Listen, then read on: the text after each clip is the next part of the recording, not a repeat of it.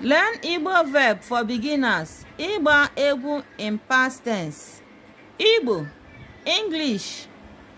Ego gbara egwu ụnyaahụ. Ego gbara egwu ụnyaahụ. Meaning, Ego danced yesterday. Ọ gbara egwu ụka. Ọ gbara egwu ụka. She danced Christian music. Ọ gbara egwu nke ọma. Ọ gbara egwu nke ọma. Meaning, she danced very well. Anyị gbara egwu ọdịnala. Anyị gbara egwu ọdịnala. Meaning, we danced cultural music. Anyị gbara egwu ụka yana nke ọdịnala. Anyị gbara egwu